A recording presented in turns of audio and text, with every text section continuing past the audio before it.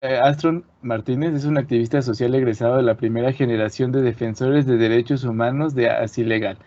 Estudió en la Facultad de Medicina y en la Facultad de Química y cuenta con un posgrado en divulgación de la ciencia por la Dirección General eh, de Divulgación de Ciencias.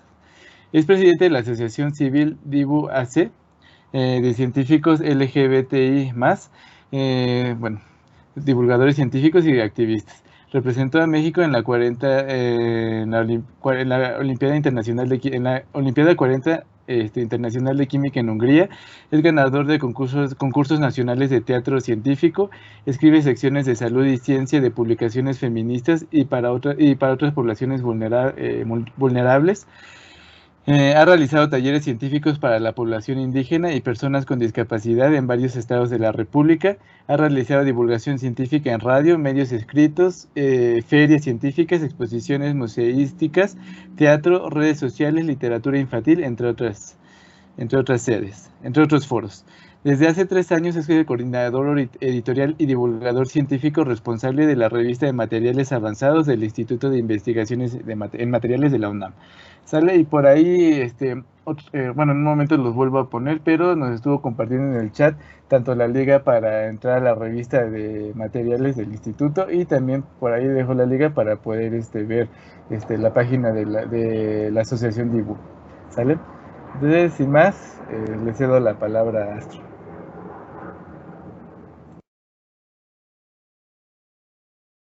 Tienes apagado tu micrófono, Astro.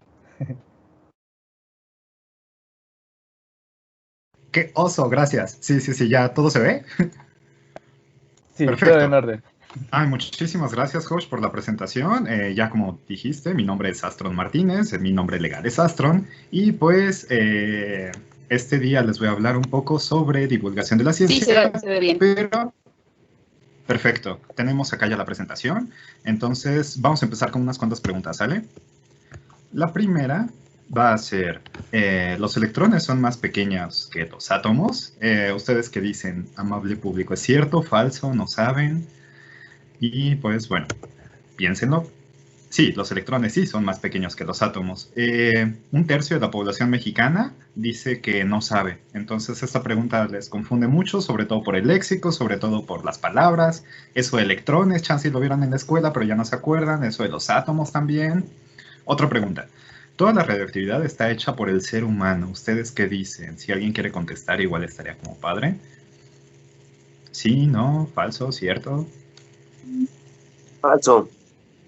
Exacto, tenemos como fuentes radioactivas naturales, obviamente. Entonces, pues esta pregunta también confunde muchísimo al público mexicano y la mitad contesta cierto, la mitad contesta falso, más o menos. Sabemos que es falso. Y esta pregunta me va a guiar como a lo siguiente. ¿Los primeros humanos vivieron en la misma época que los dinosaurios? Pues piénsenle tantito en casita, si los humanos vivieron o no vivieron con los dinosaurios. Pues sabemos que es falso. Y una gran cantidad de personas, una gran cantidad de población mexicana, pues nos dice que todo esto viene de varios lugares. Por ejemplo, podemos ver en esta imagen que no podemos enteramente culpar a la población por no saber estas cosas si tenemos en los medios referencias que pues nos hacen pensar y nos hacen dudar de si los dinosaurios vivieron en la época que los humanos, los primeros humanos. Tenemos películas como esta donde sale Ringo Starr, tenemos a los Picapiedra, tenemos una gran cantidad de referencias. Entonces, pues, este bagaje cultural científico que tenemos es bien importante para las personas que hacemos divulgación de la ciencia porque puede alterar cosas que aprendimos formalmente en la escuela. Este es un famosísimo, bueno, es como muy conocido dentro del mundo de la divulgación, el efecto Scully. Para quienes hayan vivido en los años 90 y vieron los expedientes secretos X, pues conocen que Dana Scully es una científica, estudió medicina y pues ella es un detective del FBI. Entonces, debido a que esta serie salió en los 90, una gran cantidad de mujeres empezó a aspirar a carreras científicas. Esto no nada más entonces tiene impacto sobre la percepción que tenemos de la ciencia, sino en la ciencia formal en sí. Muchas mujeres empezaron a estudiar carreras científicas y les empezó a gustar también interaccionar en la morgue y cosas como las que hacía Dana Scully en la serie de Los Expedientes Secretos X, debido a esta serie. Por eso le llamaron el efecto Scully. Eso está medido y reportado en papers. Y es importantísimo para esto que se llama ciencia, tecnología, ingeniería y matemáticas, el famoso STEM del que hablaré después. Y pues bueno, así como está el efecto Scully, bien podríamos hablar del efecto Doctor House y del efecto ER y del efecto Anatomía de Grey y todas estas series televisivas. Incluso tenemos la tropicalización acá en México de la serie Médicos que sale en el canal de las estrellas y incluso lo vemos retratado en memes. Cosas que aparecen ahí, términos médicos, falacias, términos científicamente incorrectos, pues son replicados por la población. Por ejemplo, en un capítulo llegaron a decir que el hígado es el que produce insulina. Sabemos que esto no es cierto, pero hasta le hicieron meme. Entonces, pues la representación que tenemos de la ciencia en los medios es bien importante. ¿Y todo esto para qué nos sirve a la gente que hacemos divulgación y en qué nos compete en esta plática? Pues bueno, el INEGI sacó y saca cada 2 años aproximadamente una encuesta que se llama la Encuesta sobre la Percepción Pública de la Ciencia y la Tecnología, o EMPECIT. Lo pueden checar igual en la página y ahí tienen como diferentes indicadores, entre ellos las primeras 3 preguntas que les mostré. Pero bueno, EMPECIT se queda un poco corto en cuanto a el estudio de resultados, porque nos dice que, bueno, estas preguntas, en primer lugar le llaman cultura científica, cuando la cultura científica es algo mucho más amplio. La cultura es un fenómeno social complejo que no se puede medir con 3 preguntas y 11 que son las que ellos hacen. Algo que trasciende como todo esto, ¿no? Pero es un buen inicio para conocer los públicos, que es algo que nos interesa muchísimo en la divulgación y la difusión de la ciencia. De hecho, lo que no hizo EMPECIT, lo que no hizo esta encuesta, es segregar a estos grupos según diferencias.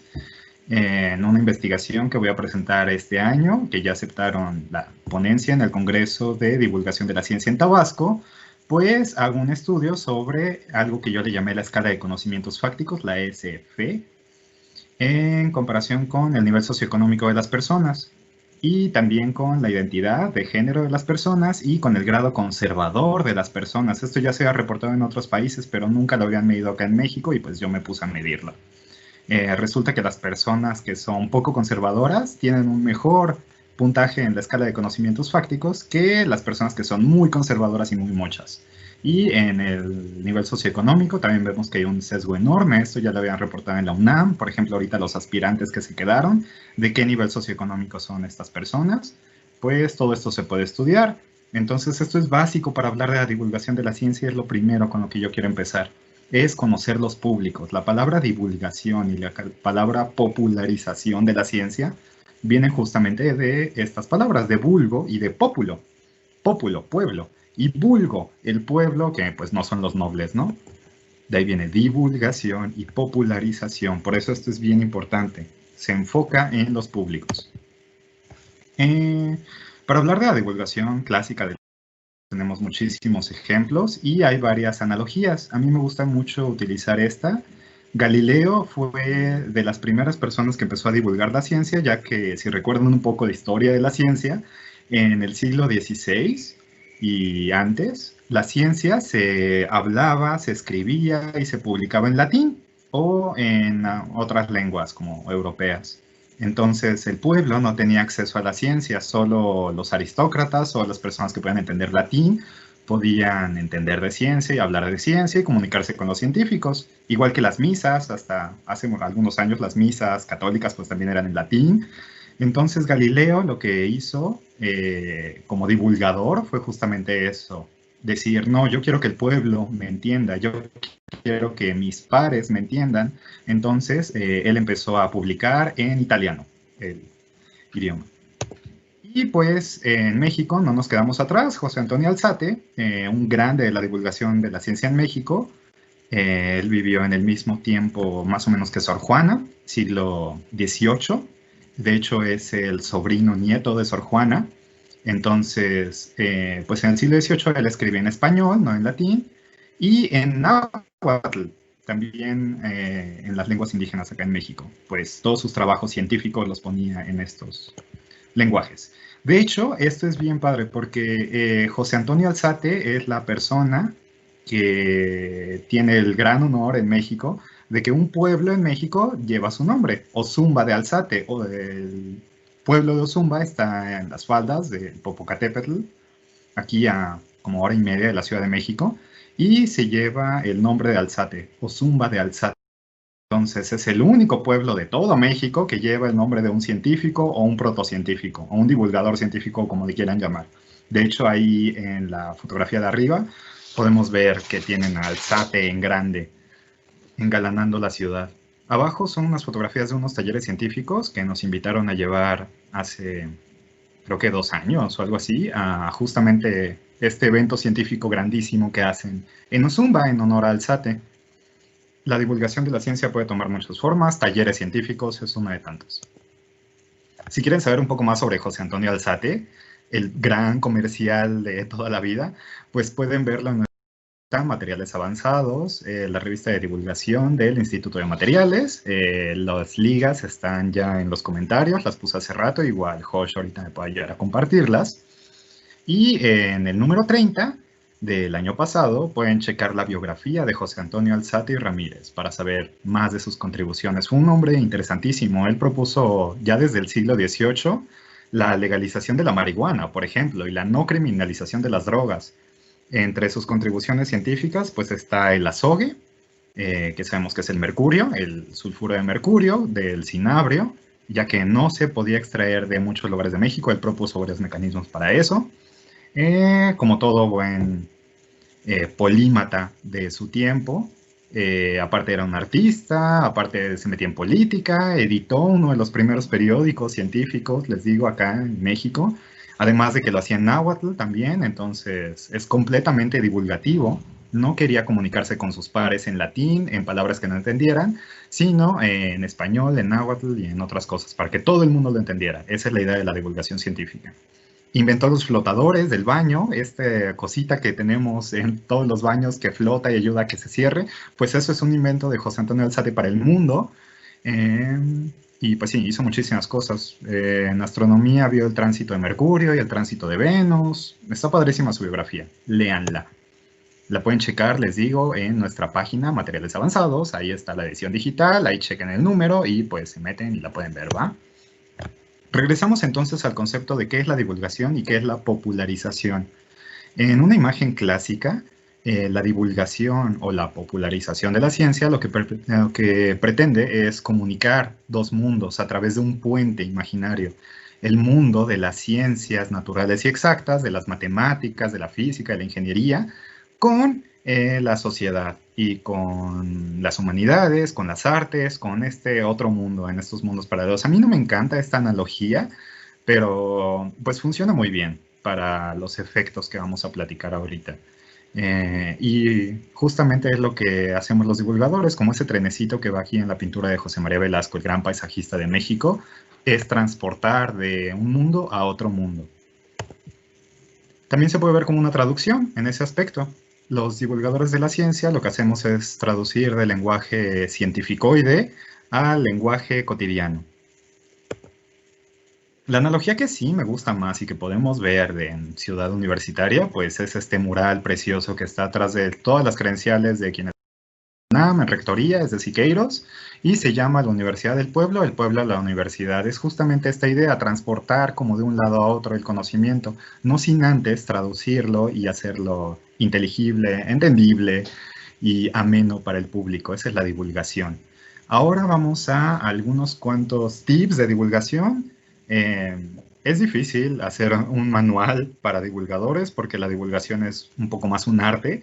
Entonces es algo muy artesanal, pero sí hay algunas guías que podemos utilizar. La primera, las personas tienen una aberración natural a las matemáticas, entonces nunca matematicen. Es lo peor que pueden hacer en divulgación de la ciencia, meter números, meter ecuaciones. Lamentablemente así funciona, ni modo, no lo podemos cambiar, tenemos que vivir con eso, a menos de que utilicen un meme como el que compartí a la izquierda en nuestras redes sociales, o algo que sea como para generar risa y demás, hasta eso en un público bien específico, como saber que la derivada o la integral de e a la x siempre te va a dar e a la x, eh, pues no matematicen, eso es como muy malo. Y de hecho eso lo podemos ver en algunos ejemplos. El ejemplo que les di hace rato, veamos, por ejemplo acá está. Este es un extracto de un material de divulgación que hice para la asociación civil que igual dijo Josh hace rato. Déjenme, se las pongo acá. ¿Sí pueden verme a mí y ver el tríptico que tengo en la mano? Sí, perfecto. Pues bueno, es un tríptico de dinosaurios. Sí. Y en el interior, pues, tiene como algunas cositas y hablamos de varios aspectos interesantes de dinosaurios, ¿sale? Es para una exposición que me pidieron hacer en la delegación Cuauhtémoc. Y con el motivo de las infancias, querían darle como un nuevo giro a las infancias por una librería que tienen ellos. Entonces, lo que se me ocurrió es hablar sobre esto que podemos ver ahorita en pantalla otra vez. Es este pequeñísimo texto, ¿sale? Nada más voy a leer el tercer párrafo, que es el penúltimo párrafo, y el principio. Existimos. Los conservadores, las personas conservadoras, quieren sacarnos a los dinosaurios y a los homosexuales de sus libros de texto. Somos la prueba del error en su sistema. Eso lo dijo el activista Fernando Patlán. La frase del principio podría sonar exagerada, pero está cargada de verdades. En México, al menos una de cada 4 personas piensa que los seres humanos de hoy no se desarrollaron a partir de la evolución de otras especies de animales. Y solo un poco más de la mitad de la población sale que no vivimos en la misma época que los dinosaurios. ¿Se acuerdan que ese fue el ejemplo con el que arranqué esta presentación? En México, 1/3 de la población no le rentaría un cuarto de su vivienda a una persona homosexual. El porcentaje aumenta para personas trans o que viven con VIH. Y al menos el doble, algo más de 6 de cada 10, considera que en poco o nada se justifica que 2 personas del mismo sexo vivan como pareja. 9 de cada 10 LGBTI+ tuvieron que esconder su orientación sexual o identidad de género hasta la adolescencia, y hay algunas referencias que ya había hablado. Es la Encuesta Nacional de la Percepción de Ciencia y Tecnología, la Encuesta Nacional de Discriminación y la Encuesta de Diversidad Sexual y Orientación Sexual e Identidad de Género. En esta presentación, aquí resalté toda esta parte. Para evitar matematizar, lo que hice acá fue utilizar comparaciones. 1 de cada 4, un poco más de la mitad, 1/3 de la población, al menos el doble, 6 de cada 10. Todos estos son cosas que el público y las personas pueden entender mejor que si le pongo el 29.9% más menos tal. O bueno, con el 95% de intervalo de confianza, el 83% de la población tal. Pues no, todo esto la gente lo va a repeler. Los números repelen naturalmente a las personas. En cambio, si los comparamos con algo, pues tendremos un material de divulgación más asequible. Otra cosa, el grado. El grado es algo terrible en divulgación de la ciencia. Lo pueden ver en los papers, en las publicaciones científicas arbitradas. Por ejemplo, a mí me gusta mucho esta publicación científica. La hizo Alan Turing. Alan Turing, que es este científico importantísimo del Reino Unido. Es la primera publicación científica que habla de las computadoras. Algo tan importante que está ahora en todos nuestros teléfonos inteligentes, en todas las casas. Lo que me permite ahora comunicarme con ustedes, una computadora. Lo hizo Alan Turing, y podemos ver que el nombre Alan Turing está desprovisto de todo grado. No aparece doctor Alan Turing, no aparece caballero Alan Turing, que fue hecho caballero ya de forma póstuma.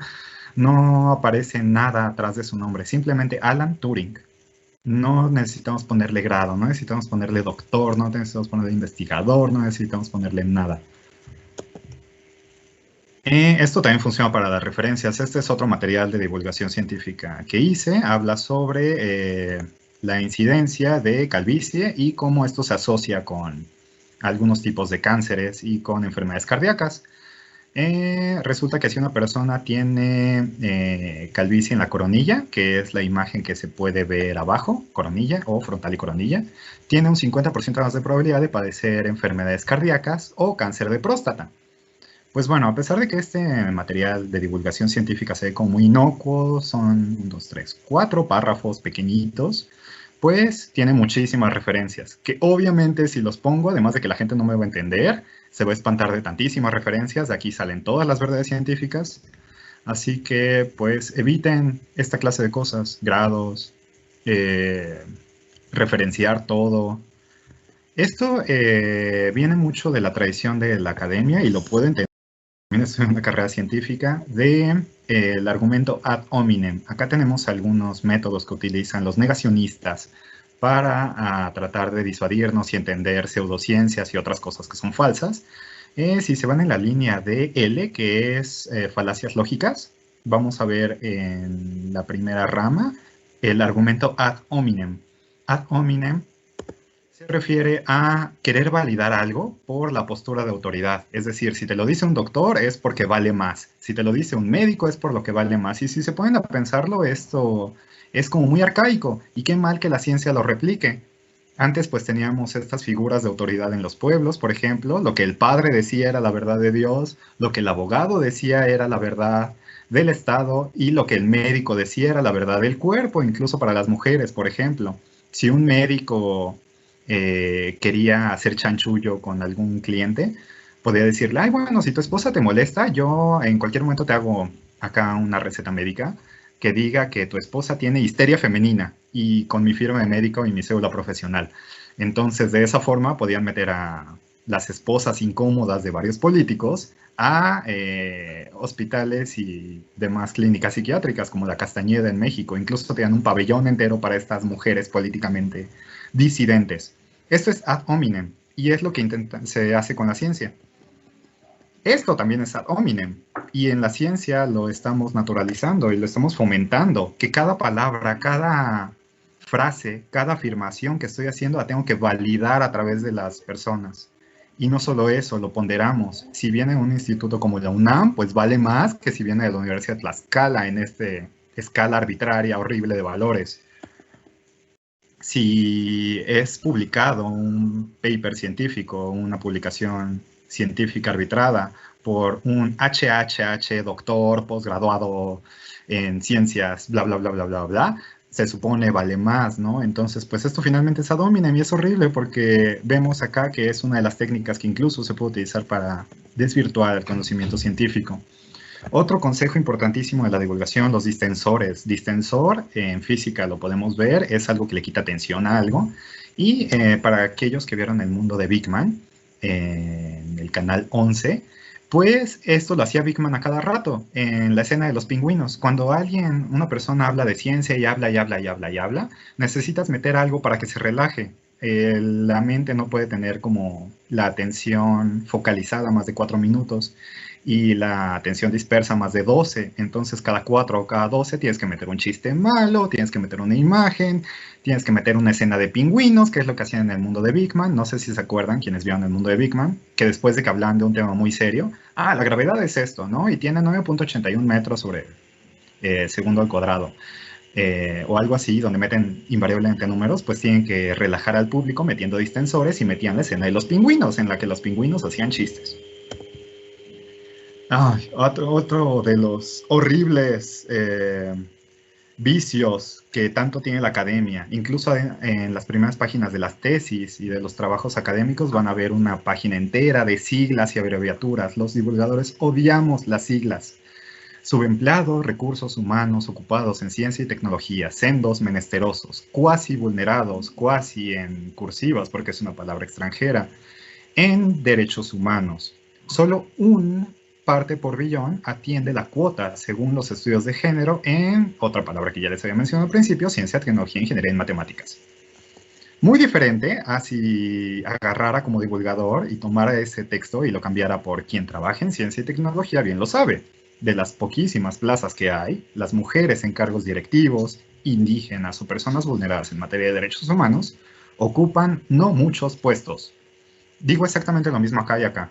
Obvio, por economía del lenguaje se podría preferir la primera, pero si quieren entender la primera, aparte de que necesitan tener como conocimiento técnico muy especializado, conocimiento de siglas y releer este párrafo varias veces, en este nada más tienen que leerlo una vez y ya entienden a lo que me refiero. Entonces, tenemos estas siglas horribles. Jamás pongan una sigla sin desglosar en un artículo de divulgación. Igual palabras rimbombantes, en este caso sendos, menesterosos, cuasi en latín, subempleados, estas palabras, además de que son problemáticas porque en otros campos significan otras cosas, cuota en estudios de género y estudios de la mujer significa una cosa, subempleado en recursos humanos ocupados en ciencia y tecnología significa una cosa y en economía formal significa otra, pues no tienen por qué estar ahí. Preferiríamos como eh, esto. Y bueno, ¿por qué es importante que todos ustedes que me están escuchando sepan algo de divulgación? Pues bueno, eventualmente van a tener que pasar todos ustedes por un examen de grado. Incluso ahorita en tiempos de pandemia y de COVID, no se van a salvar de un examen de grado. Así que eventualmente tendrán que hablar en público, eventualmente tendrán que saber hacer una presentación. También van a tener que... eh, bueno, acá tengo un meme para ejemplificarlo mejor. Un meme muy grosero. Le dicen a los ingenieros, redacta una cuartilla, y los ingenieros, no, se súper escandalizan, ¿cómo redactar una cuartilla? Pueden resolver ecuaciones de cuarto grado sin formulario y con números imaginarios, pero no les pidan redactar una cuartilla sin errores ortográficos, de corrido, y sin borradores previos. Todos, eventualmente, ustedes en la academia van a tener que escribir algo. Y para eso estamos aquí los divulgadores, para ayudarles con esa encomienda.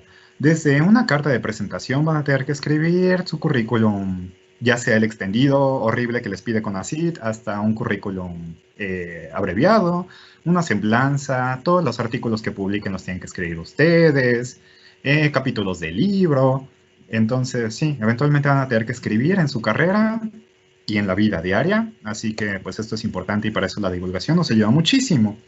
¿Qué otra cosa podemos hacer los divulgadores por ustedes y la divulgación científica por ustedes? Algo bien importante que le atañe mucho a los científicos. ¿Dónde publicar? Ok, ya tienen su paper muy bonito, ya nosotros le dimos una tuneada, ya los dejamos como muy lindos en redacción, ortografía, lo que quieran. ¿Ahora dónde van a publicar? Pues bueno, los divulgadores conocemos, por ejemplo, qué es el factor de el eigenfactor de las publicaciones científicas, entonces dónde les conviene más, qué les da más prestigio, qué hace que las personas o el público al que va dirigida su investigación lo pueda ver y pueda acceder a ellos, en su currículum que queda mejor, qué significa el factor H, tan importantísimo en la publicación, de artículos científicos, todo esto es para lo que nos sirve la divulgación.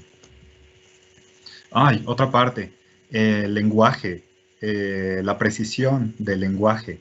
Por ejemplo, ustedes van a asistir a muchos simposios y si en un simposio no les dan café o una bebida, están mal. No están yendo a un simposio, están yendo a un seminario. Esto lo sabemos bien los divulgadores de la ciencia. Simposio, para que algo se llame simposio, tiene que haber a fuerzas una bebida, de ahí viene, ni modo. Es el latín y es la academia lleva muchos años, las universidades desde el siglo III existiendo, así que las palabras son importantes y se van a ver muy mal si ustedes deciden llamarle a algo simposio y no ofrecen café. Por ejemplo, si ahorita me hubieran invitado a un simposio y no un seminario, diría, bueno, ¿y dónde está mi café? Es que no entiendo. Resumen. Un resumen es una paráfrasis, es una reinterpretación de las ideas de alguna publicación, de algún autor o autora, y tienen que estar en orden. Si no están en orden, entonces no están haciendo un resumen, están haciendo una síntesis.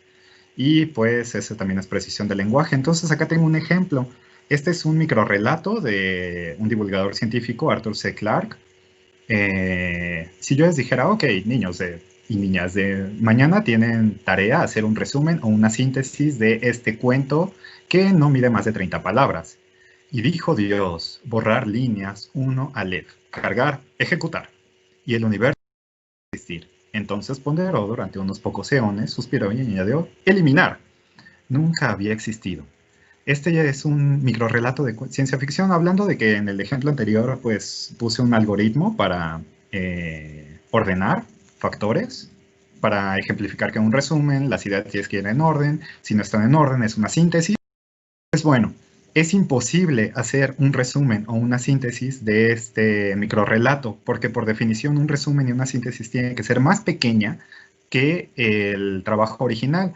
Así que si ustedes pueden resumirme o sintetizarme este cuento hermoso en el que Dios creó al mundo a través de una computadora de Arthur C. Clarke, pues díganme, porque pues está cañón hacerlo. en menos de 30 palabras. Lo que estarían haciendo es un ensayo y ni siquiera me voy a meter a la complejidad filosófica y complejidad editorial que implica hacer un ensayo. Yo creo que muy pocas personas en facultad que hayan estudiado tienen la capacidad intelectual de hacer un ensayo. Un ensayo es tomar una postura crítica y además hacer un ejercicio elegante para hablar de un texto. A lo mucho a lo que podrían intentar aspirar es hacer un ensayo de este cuento de Arthur C. Clarke. Ok, otras cosas. Debate, nos van a invitar a debates, pero para que exista un debate tienen que haber 3 personas mínimo y una de ellas tiene que ser el moderador. En caso de que las 3 personas tengan la misma jerarquía y no haya un moderador, no están haciendo un debate, están haciendo una mesa redonda. Y eso es importante en los congresos porque muchas cosas les llaman mesas redondas cuando no son una mesa redonda o debate cuando no es un debate. En el debate se acostumbra, bueno, en los malos debates se acostumbra a rebatir, pero rebatir no es propio de un debate, sino de las mesas redondas. Y lo que se debería de hacer un debate es confrontar, pero confrontar se hace más en las mesas redondas y no lo hacen en los debates. Entonces es como una complejidad ahí de lenguaje bien compleja. Narración y descripción, esto lo van a entender mejor los colegas físicos que entienden bien la diferencia entre estática, dinámica, cinemática. Porque una narración implica cierto uso del lenguaje y una descripción otra, entonces no me pueden llamar una a otra. Una conferencia magistral, si está una sola persona súper nerviosa hablando de un tema, se le tiene que llamar conferencia magistral dentro de un congreso, aunque no sea conferencia y aunque no lo haga con maestría la persona que está hablando, ni modo se conferencia magistral, porque así es el canon en la divulgación. En la parte de abajo vemos una molécula. Nosotros divulgadores tenemos muchos truquitos para ustedes si quieren acercarse a nosotros. Este es incluso un medicamento para aquellos que tienen pánico escénico, pueden tomarlo, no es una droga, lo venden sin receta. No les voy a decir cuál es, pero aquellos versados en química rápidamente podrán saber qué molécula es, lo toman y ya, no tienen pánico escénico. Publicado en un metaanálisis que hicieron. Toda esta clase de cosas, la divulgación de la ciencia, la edición, la corrección ortotipográfica, son de la clase de cosas que nunca se notan hasta que las dejan de hacer. Es como el trabajo doméstico. Por eso puse ahí las imágenes de trabajo doméstico. Son de estas cosas que son invisibles y no se empiezan a ver hasta que no las hacen o las dejan de hacer. Entonces, pues ahí podemos ver algunos horrores ortográficos para que vean que, en efecto, si no estuviera atrás de esto alguien que se dedica a la edición o a la corrección de estilo o a la divulgación, pues sería una catástrofe total. También, eventualmente, van a tener que dar ustedes algunas entrevistas como investigadores, como estudiantes, como académicos. Van a tener que dar alguna entrevista en su vida. En los países desarrollados lo que se hace es que el departamento de comunicación y los divulgadores de la ciencia somos aquellas personas que estamos detrás de cámaras soplándoles y diciéndoles qué hacer, qué no hacer, qué decir, etc. Nada, en teoría, debería de salir de un investigador sin que antes pase por un divulgador, ya sea un paper, ya sea comunicación entre, ya sea comunicación al público en general, entrevistas, en radio, cine, televisión. Y pues bueno, si creen que esto es alejado de ustedes, piénsenlo como cuando su abuelita les pregunta, oye, ¿y qué es eso que vas a hacer al Instituto de Materiales o a la universidad? Y les dicen, ay, bueno, mira, abuelita, lo que hago es trabajar con algo que se llama rotores moleculares, o lo que hago es trabajar con estas sustancias o estas superficies que pueden degradar contaminantes en el agua, o lo que hago es darle indicaciones a la supercomputadora para que haga algunos cálculos, etc. Entonces, nadie ha estado exento de esto. Estoy seguro que alguien se puede identificar con esto que estoy diciendo ahorita, explicarle a algún amigo, explicarle a su familia qué es lo que van a hacer a la universidad y por qué su doctorado está tardando tantos años en salir. Este material es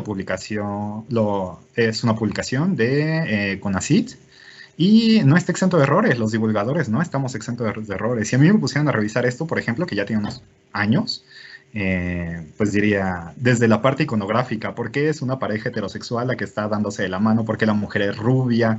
¿Por qué retratan cuerpos esbeltos nada más ahí?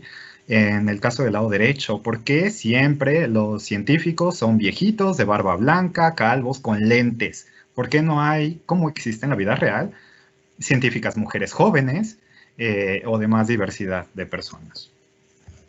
Esto también se da en eventos informales. La divulgación de la ciencia se puede dar en muchos espacios. Por ejemplo, esta es una iniciativa que nació en Europa y Estados Unidos. En Canadá también se aplica. En México existe muchísimo. Se llama Pint of Science. En bares, en donde se toma alcohol, se habla de temas científicos en un ambiente informal. Esto es divulgación de la ciencia. También tenemos este ejemplo hermoso, Gregoria la cucaracha. Gregoria la cucaracha es una creación de las reinas chulas. Las reinas chulas son cabarateras, son activistas sociales, son feministas, están bien metidas entonces en la parte política, y ellas dijeron, bueno, lo que hacía falta en México era divulgación de la ciencia, así que por ahí de 2009 o hace casi 10 años decidieron hacer esto que es Gregoria la cucaracha, este hermoso material de divulgación. Y obviamente los padres de familia se pusieron como al brinco, así de, ¿cómo unas cabareteras que hacen eso, teatro cabaret, van a enseñarle ciencia a mis hijos? Pero bueno, eso ya es otro tema. Abajo tenemos uno de los fundadores de la divulgación de la ciencia, Luis González de Alba. Él empezó a hacer divulgación de la ciencia en los años 80 en los bares underground de la Ciudad de México, los bares leather, los bares gays, los bares, estos lugares de trabajo sexual, de usuarios de drogas, que pues no estaban teniendo atención por parte de los divulgadores científicos. Él comenzó con esta tradición. Entonces la ciencia se tiene que llevar a muchos lugares. ¿Qué otra parte les va a afectar? La infodemia. La infodemia es cuando tenemos una pandemia, una gran cantidad de materiales falsos que intentan disuadirnos. Por ejemplo, tenemos ahorita lo del COVID, el famoso dióxido de cloro, la cura milagrosa que quieren vendernos, y pues es malo. Ludvika Paleta, por ejemplo, es una conocida antivacunas acá en México. Ella no vacunó a sus hijos. En algunos reportes sacó sus argumentos faltos de ciencia y razón, y debido a ella, que es muy conocida por las telenovelas y por la población mexicana, muchas madres y padres no están vacunando a sus hijos. Entonces, esto es algo que se debe de combatir, la infodemia. En la fotografía quizás no los ubican, pero tenemos a uno de los grandes de la divulgación, Carl Sagan, y en el fondo a quien fuera su esposa por un tiempo, Lynn Margulis. Lynn Margulis hizo la teoría endosimbiótica, la que dice que la mitocondria está dentro de la célula porque pasó por un proceso justo de endosimbiosis, ¿no? Hace mucho tiempo. Pues bueno, a pesar de que Carl Sagan es este gran divulgador de la ciencia que ha escrito muchas cosas, como por ejemplo la serie de Cosmos, es original de Carl Sagan. Arriba tenemos a otro divulgador, Neil deGrasse Tyson, seguro lo han visto en la tele, o si no en el cine, Contacto también es de Carl Sagan, es un libro de Carl Sagan. Él es un divulgador fortísimo, importante de la ciencia. Y Lynn Margulis, que fuera su esposa, pues ella era negacionista del VIH, ella decía que el VIH no existía y que pues era este castigo cuasi divino, una sífilis maltratada, o una serie de factores, pero que el virus del VIH no existe y que pues el SIDA no era causado por esto. Entonces, esto fue horrible en los 80s y 90s en los que estuvieron. A ustedes como científicos de materiales les va a interesar mucho las cuantocosas y las nanocosas. Hay una gran cantidad de materiales pseudocientíficos o de información falsa que tienen que combatirse gracias a la divulgación en materia, por ejemplo, cuántica. ¿No han escuchado por ahí eso de medicina cuántica, sanación cuántica? Vamos a hacer un buen de cosas cuánticas. Entonces ya todo le quieren poner cuántica para validar alguna pseudociencia. Y también nano, la palabra. El ejemplo que más me gusta, por ejemplo, es esta mujer, una feminista importantísima de México, Olga Sánchez Cordero. Ella fue de las primeras mujeres que ocupó los cargos que ahora ocupa. Después del presidente, la persona más importante de México es una mujer, y ella tomaría el cargo en el caso de que algo le pase al presidente. Entonces, pues esta gran jurista, doctora en leyes, pues ella cree en las gotas nanomoleculares de cítricos, como vemos ahí en este meme. Y pues sí, al ponerle nano algo, ya le quieren poner, quieren que sea la panacea y que cure todo. Esto de nuevo no es algo nuevo. Ya Carlos de Sigüenza y Góngora, en los tiempos de Sor Juana, de hecho fue amigo de Sor Juana, en el siglo XVII, hizo este libro en el que desmitificaba los cometas, porque acuérdense que los cometas y los fenómenos astronómicos, como la astrología, tratan igual de engañar a las personas. De hecho, en Estados Unidos hace no mucho tiempo, pues hubo un suicidio masivo de personas cuando pasó un cometa. Entonces, estas palabras de Góngora que él ya defendía desde el siglo XVII, pues siguen resonando en el siglo XX.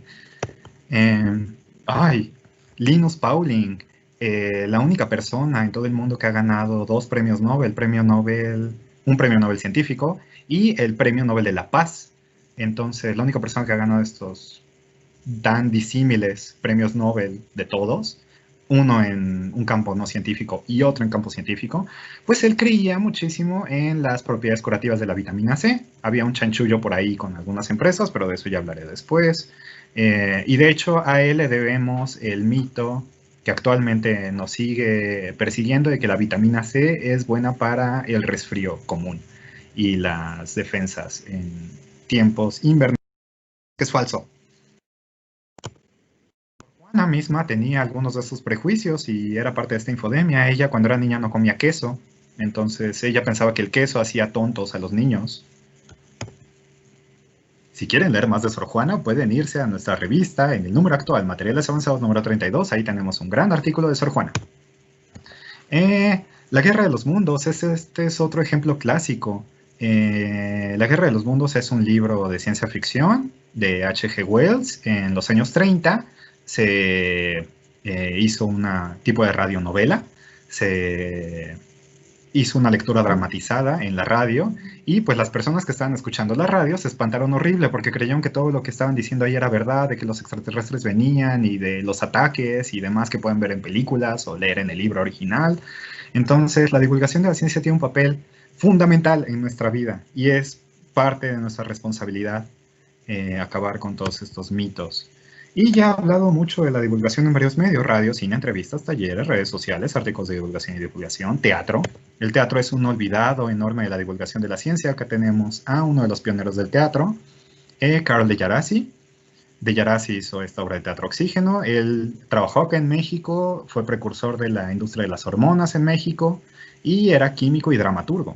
Su hija se suicidó, entonces parte de su fortuna que hizo gracias a esta industria de hormonas la dedicó a las artes y al teatro.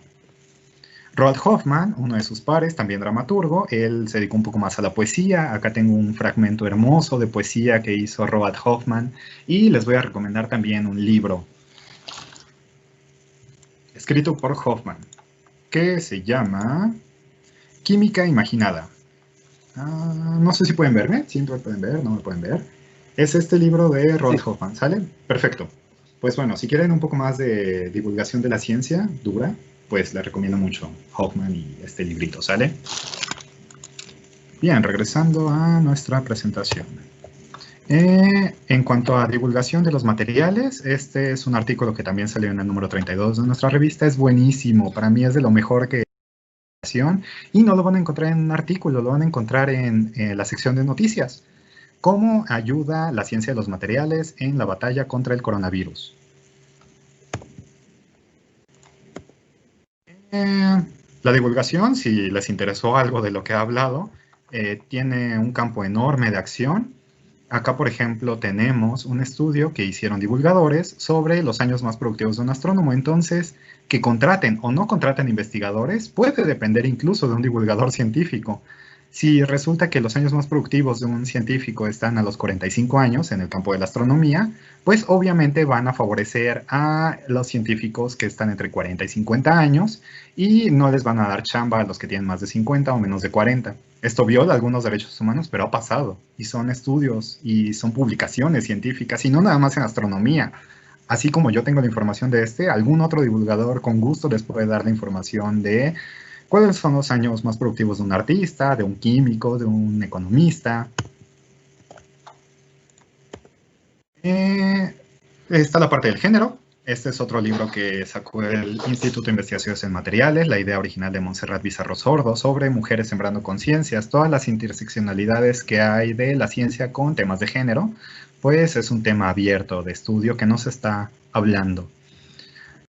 Hay tantísimas cosas acá, la parte de capacidades diferentes, la parte de neurodivergencias, las personas que padecen dislexia, esta neurodivergencia mal llamada enfermedad mental, Pues resulta que hay personas que pueden leer mejor ciertas fuentes, así que no crean que la gente que nos dedicamos a la divulgación escogemos nuestra tipografía nada más porque sí. La tipografía que he utilizado a lo largo de toda esta presentación es amigable para personas con dislexia y también los colores. Hay muchos. Si han visto este canal de divulgación de la ciencia en YouTube, que se llama Veritasium, es por Derek. Derek demostró en su tesis doctoral que en temas de física, cuando le muestras a una persona que está mal, evidenciándola, es más probable que se acuerde de la respuesta correcta. Es decir, le dices, bueno, no sé, algún tema de física. ¿La tercera ley de la termodinámica es una ley o es un postulado? ¿Por qué no puede ser una ley? Entonces la persona o el investigador se queda pensando, no, es que en teoría debería ser ley, pero no es postulado. Si lo evidencias públicamente o lo evidencias, quizá no públicamente, pero si le dices, no, estás mal, es más probable que se acuerde de la respuesta correcta unos meses después. Esto también se estudia en divulgación de la ciencia y hay papers al respecto. Y finalmente agradecer a todas las personas que trabajan en la revista de materiales, que es donde yo trabajo, el hermoso equipo de trabajo, gracias a la profesora Estrella, a Alberto, que es importantísimo en la parte de edición. Alberto lleva toda la parte de computación y demás en el instituto, seguro lo ubican. Pues bueno, gracias a él podemos tener los hermosos materiales de divulgación que hemos compartido ahorita y nuestra amada revista. Y el equipo hermoso de la profesora Estrella, que acá está una captura de pantalla. Y creo que nos queda como un tiempo para preguntas. Entonces ahí están mis datos de contacto y sí.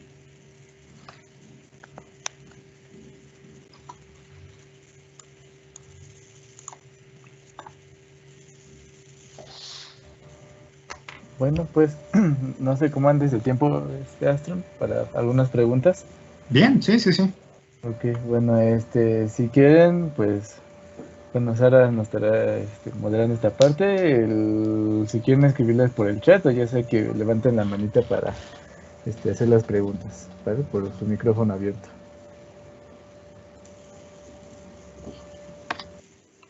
No sé qué es lo que prefieran. Si quieran escribirlas por el chat, con gusto las leeré.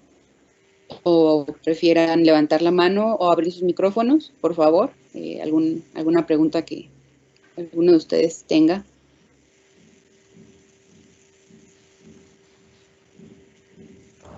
Creo que hay una en el chat.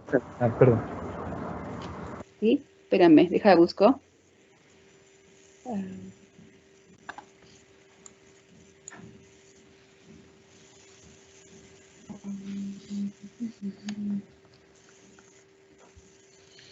A ver, yo tengo una pregunta y es más fácil si se hace verbalmente. ¿Puedo?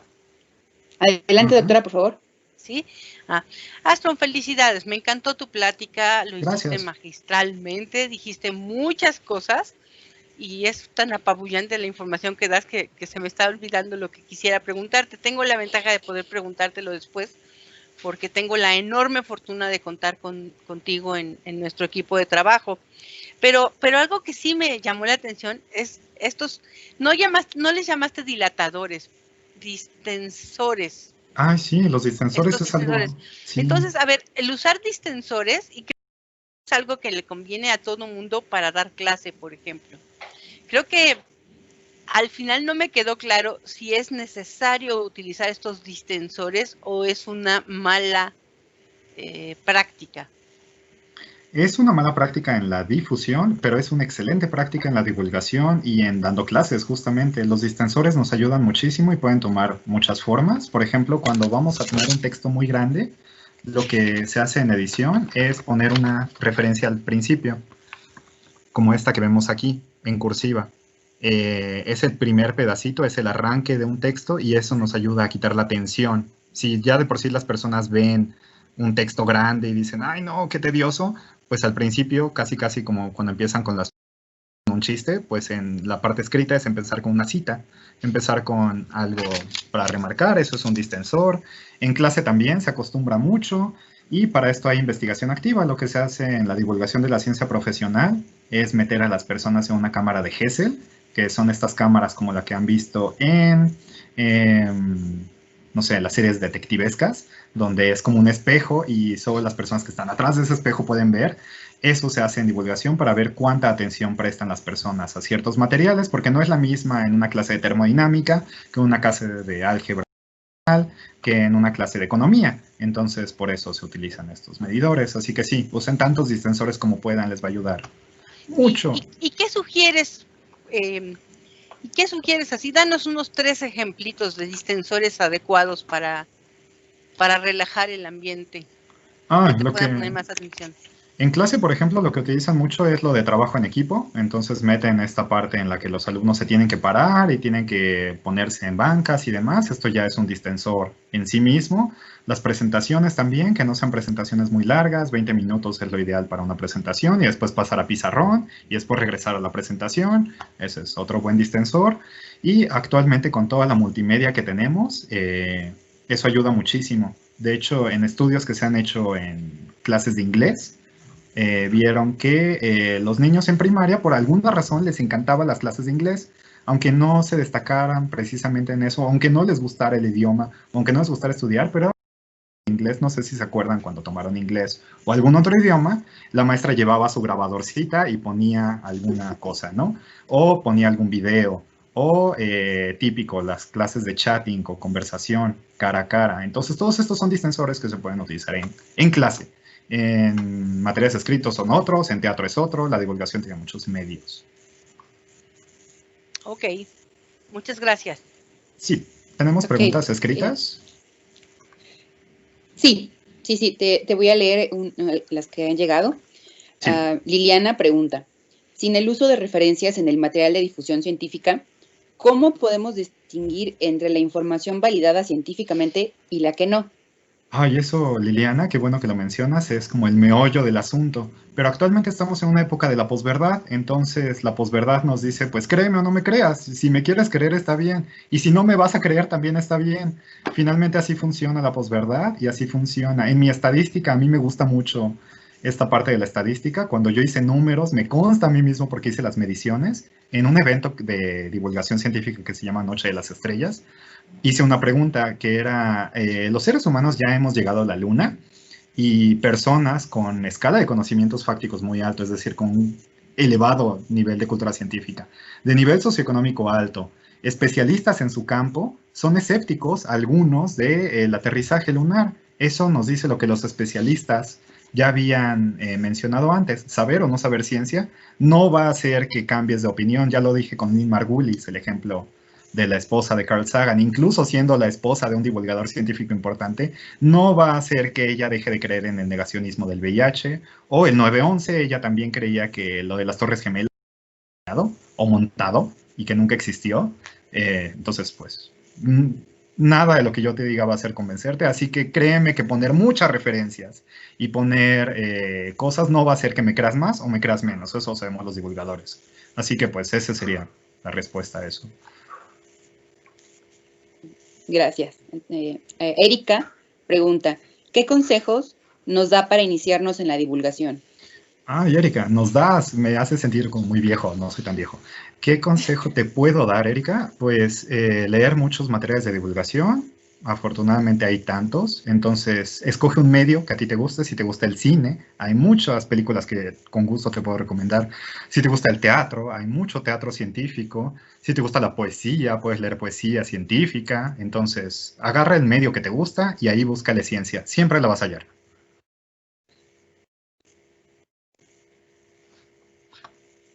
Okay. Sí, Juan Manuel pregunta, ¿qué es lo más difícil en comunicar ciencia en una sociedad desinformada?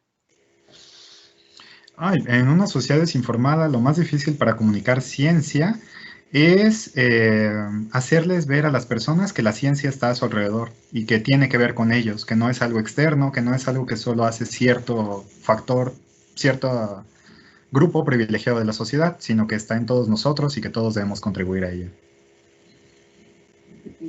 Ok. También Juan Manuel nos pregunta, ¿es impresionante el análisis, es impresionante el análisis de textos para tomar una estructura para exponer diferente la ciencia? No sé si entendí muy bien esta parte de impresionante, o quizá sí, o es importante o el si no, análisis de textos, pero yo creo que quiso decir a lo importante. mejor sí.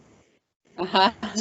sí, las personas que nos dedicamos a la edición y nos gustan mucho los materiales escritos, sabemos que escribir es algo que habla mucho de las personas, al igual que hablar, pero sobre todo escribir es algo que todo el mundo hacemos, aprendemos a hacer desde muy pequeños, entonces verdaderamente yo puedo conocer la personalidad de una persona a través de cómo escriben, entonces esto sí es muy importante, el análisis de textos, se llama análisis de discurso, es una ciencia entera, se aplica lógica matemática, varios filósofos, los políticos, a ver el análisis discursivo de lo que están diciendo y ver que no haya falacias o cosas estas. Y utilizan literal lo que nosotros conocemos de lógica matemática, modus ponendo tollens, todo esto que aprendimos de matemáticas básicas, ellos lo utilizan en análisis de discurso. Así que sí es una ciencia entera. También Juan Manuel nos pregunta, bueno, a ti más bien, ¿verdad? Yo qué. ¿Cuál es el nuevo papel de las redes sociales en la comunicación científica? Ay, es complejo. Las redes sociales ayudan, pero al mismo tiempo es atemporal y es impersonal y eso nos resta muchos elementos a los divulgadores. A mí que me encanta el teatro y ya mencioné mucho el teatro y la importancia de esto, la gente que hacemos divulgación sabemos que el teatro es bien importante en la divulgación científica. Si comparamos un material divulgado en teatro con otro divulgado exactamente igual, el mismo guión hecho en cine, resulta que la gente aprende más en teatro que en cine. Porque el teatro es un ritual, además de que es una de las bellas artes. Llevamos milenios haciéndolo. Obras de teatro científico que yo he escrito, tengo la certeza de que Esquilo o Aristófanes o algún griego podría agarrar, quizá no entender lo que estoy diciendo, pero sí podría agarrarlo y podría perfectamente hacer teatro con eso. Esa es la gran ventaja que tiene el teatro. Los textos escritos igual. Tenemos a Cervantes hace 500 años, a Shakespeare, y siguen sonando igual, de frescos. Sor Juana hace 300 años nos sigue hablando con la misma vigencia. En cambio, las redes sociales no tienen eso. Las redes sociales es los 15 minutos de fama que nos decía el artista plástico Andy Warhol. Tienes 15 minutos de fama, haz lo que quieras con tus 15 minutos de fama. Y después de eso serás olvidado. Así hagas lo que hagas. Y aparte queda registro, entonces es atemporal, ahorita no es un ritual como el teatro, que compras tu boleto, y tienes que estar a cierta hora en cierto lugar poniendo atención, porque si algo se te pasó, no puedes ponerle playback ni regresar. En cambio, las redes sociales sí puedes hacer eso. Y en el cine también. Es por eso que el teatro tiene tanta influencia y es por eso que un profesor o profesora frente a grupo jamás va a ser sustituido por ninguna tecnología. Entonces, las redes sociales son importantes, ayudan, pero no se vayan con la finta de que todo va a ser redes sociales. Gracias. Otra pregunta de María.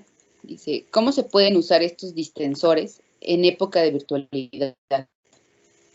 Los distensores en la época virtual, como dije ahorita, tenemos la ventaja del multimedia. Entonces, algo que los divulgadores científicos sabemos muy bien es pongan tantos links como puedan. Si su material de divulgación incluye algo virtual, pongan links. Incluso una publicación de Facebook, eso les va a ayudar muchísimo. La gente, por alguna razón, va a tener la obsesión de andarle picando a las cositas. Entonces, si ponen ahí un link de, ay, miren, ¿quieren ver el video del gatito? Y le ponen ahí el link. Ay, miren, este es el paper original de Alan Turing. No se entiende porque tiene muchas palabras en alemán, pero acá pueden ver cómo escribía Alan Turing. Entonces, la gente, tómenlo por sentado que va a ir. En medios digitales recomiendo mucho eso, los links, las ligas.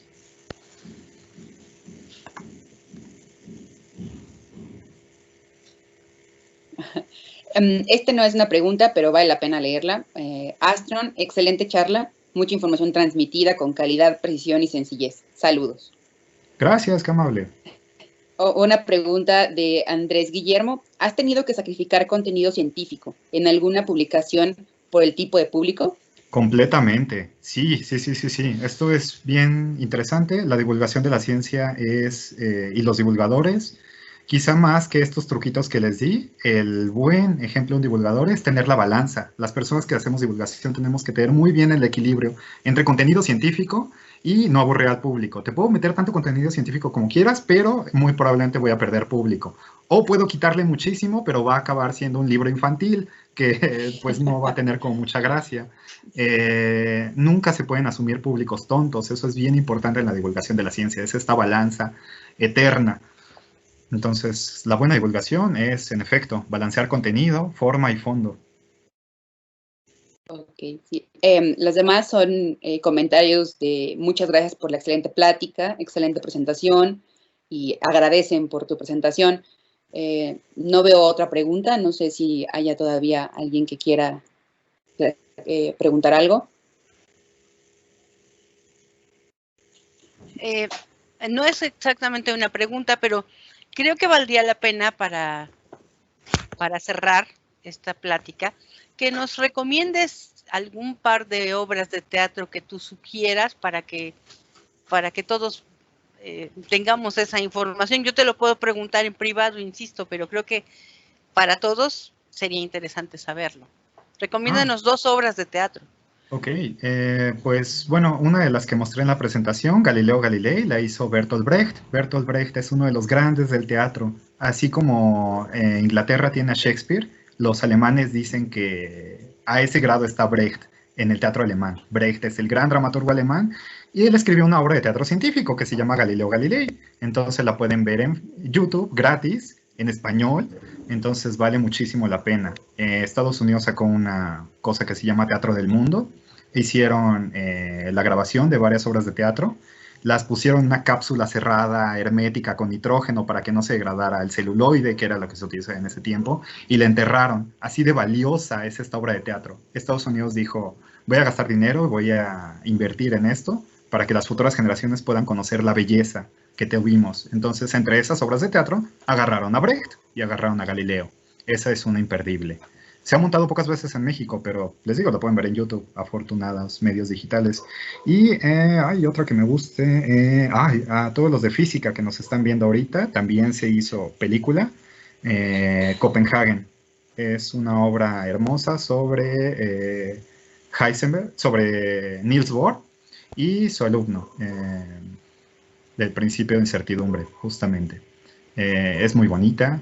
La interpreta Daniel Craig. Daniel Craig está ahí, el agente 007. Entonces también la pueden hallar en línea y pues creo que vale mucho la pena que vean esas 2 obras de teatro científico.